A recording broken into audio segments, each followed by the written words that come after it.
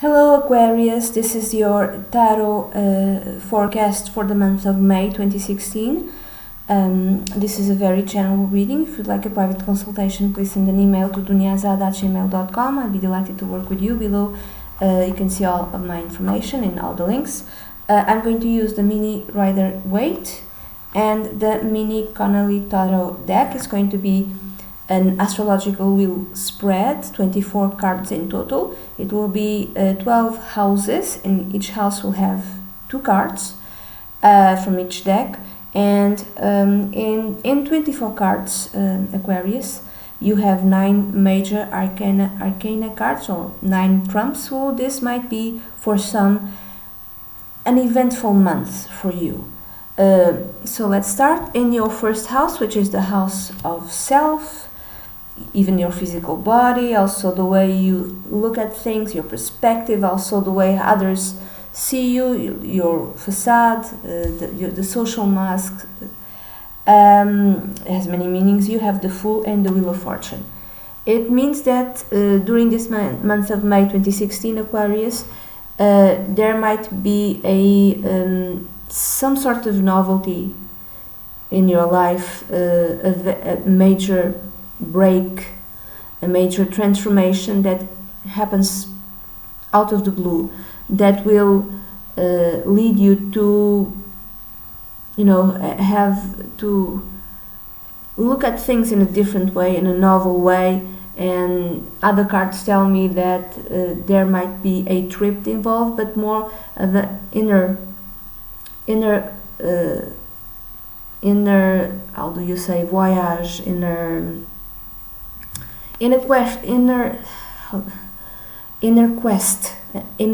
quest, something big that might happen in your life during this month of May 2016, Aquarius. In your second house, the second house has to do with the money you earn, your self-esteem, your resources.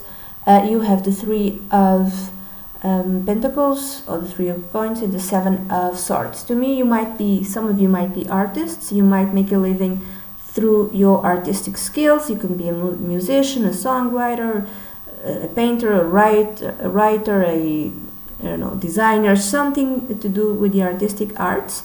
Also, you might be working within a group setting, and you are very diplomatic, very tactful, and this is how you lead the rest of the group. It could be that as well. So you have very, let's say, inside of you, it's creative inner resources also. The third house, it's a house connected with trips, short trips, the siblings, the neighbors, the way you communicate the messages. You have the 10 of Cups and the 5 of Wands. 10 of Cups, 5 of Wands. To me, this might mean that for some of you, a sibling might be visiting. It might be like a trip that happens out of the blue. Why do I say this? Because in this deck, in the Connolly deck, the 5 of Wands, you see him on a boat, and the sea is kind of, is moving very fast, or there are troubled waters. I would say like a quick trip. A sibling or your siblings come and visit you for whatever reason. Might be that for some there's some sort of death in the family. It could be that the reason. Not necessarily for everyone, okay? It could be also that your sibling has the firstborn, or a new child, or a secondborn, and there's a birth in his family or her family, and then your sibling comes to visit you, and it's rather quick, kind of out of the blue. The fourth house is the house connected with your family, with your home, the place where you live, and you have the 9 of Cups and the Lovers. To me, the first time that I saw these cards, I thought that most of you, or some of you, are living or sharing your life. You are living with your soulmate, with the love of your life. to be living with him or her is like a dream that came true. Another way of seeing this is within your family. Most like the close family, there might need to be some sort of decision. So maybe that's why the sibling or the siblings came to visit you, because maybe someone needs to be taken care of, needs to go, maybe there's some problem in terms of, an older family member, and you all need to make a decision. But honestly, when I saw these cards, it told me that you are very happy living with your spouse or your wife or husband or with your partner. The fifth house is the house connected with creativity, creativity, children, and love, and other meanings. You have the Nine of Pentacles and the King of Pentacles. Again, it tells me that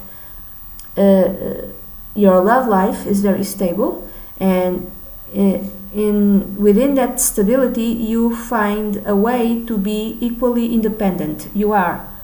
It's kind of like you have the ability to lead your own life, or to have some sort of independence within your unit, within your marital unit, or within your romantic relationship. But at the same time, it's a very long-term relationship. It's a very stable relationship.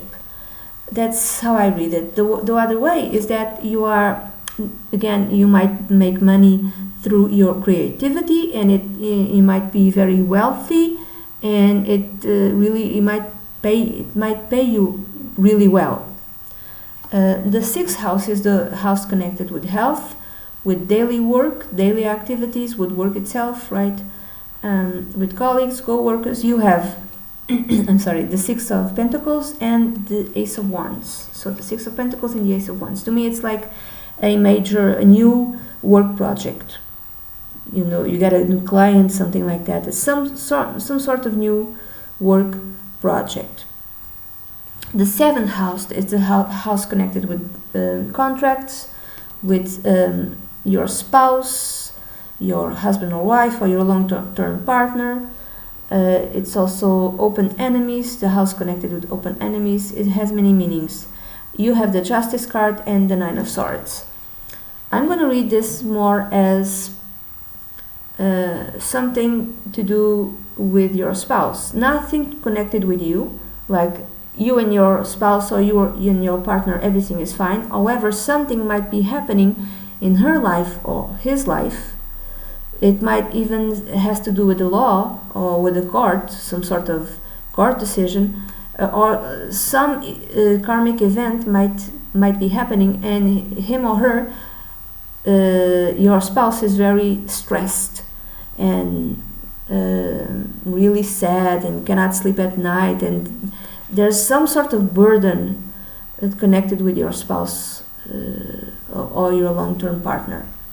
The eighth house is the house connected with death, the occult, sex, taxes, has many meanings, transformation also. You have the Tower card and the Hermit. Again, two major arcana cards. First the Tower card and then the Hermit. I'm thinking that it might happen, there might be some sort of big transformation in your life that came out of the blue, or will come out of the blue in May. For some of you, you have to read your moon sign and also your rising sign, Aquarius. There might be some sort of major transformation that will make you, or will force you to reevaluate the values that you hold true and dear in your life. Reevaluate your life in a more spiritual level, in a philosophical level, or it could be even a actual death in the family that will cause you to have, question everything about your life, and even try to find a new guiding light, a new philosophy, a new spiritual way of looking at life, because Aquarius, sometimes they are very logical. In the ninth house, the house connected. It's called the house of God. It's connected with justice, the law, long-term travel, higher education, but also the values that we hold dear.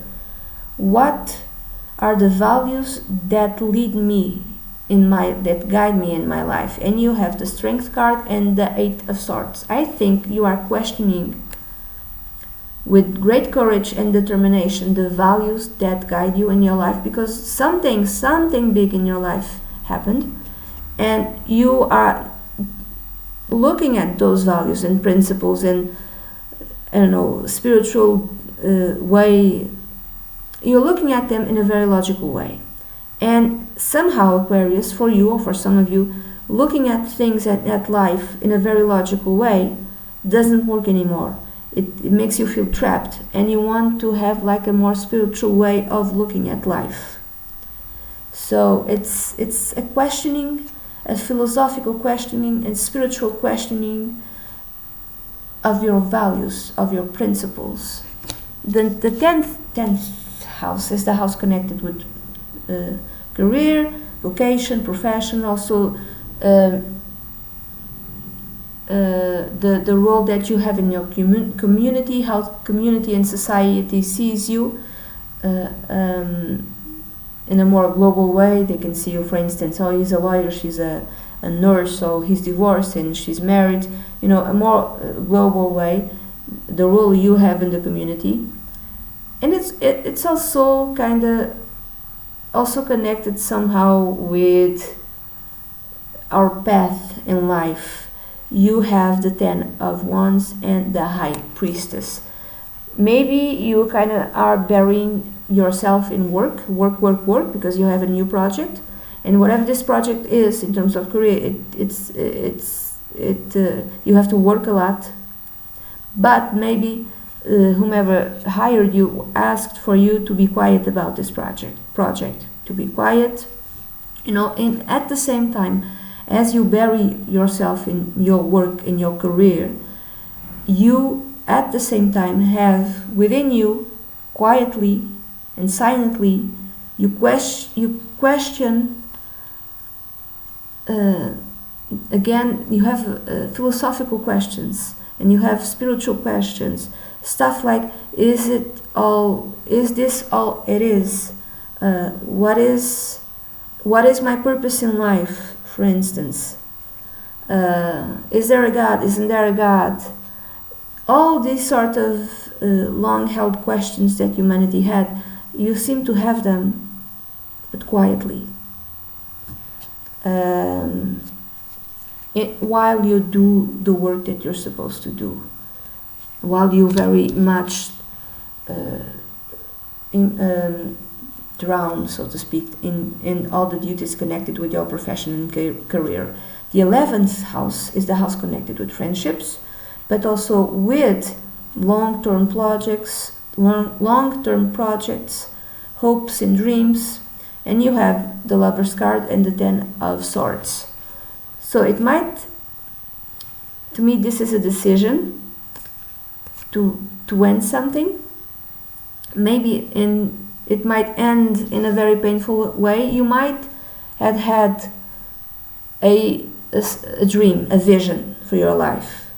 You had a vision, but something happened, some sort of death, some sort of transformation that makes you question everything that you used to hold dear in your life, including your long-term plans, including your vision for yourself. So you end something, there's a decision to end something, and this ending might, although you might feel it necessary, it's rather painful.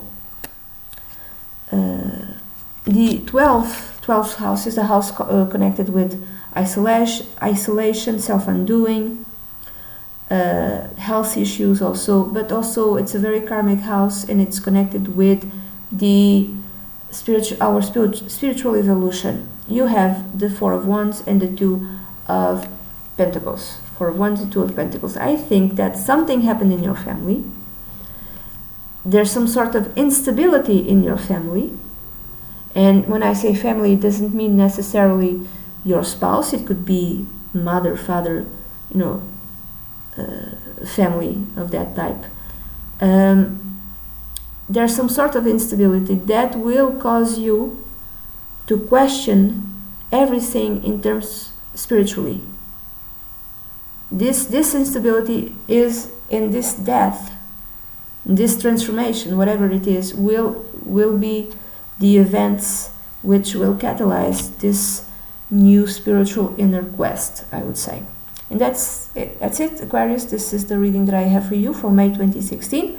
I hope you have a great month. If you'd like a private consultation with me, please send an email to duniazad@gmail.com. All the informations are below, and I'll be delighted to work with you. Bye bye.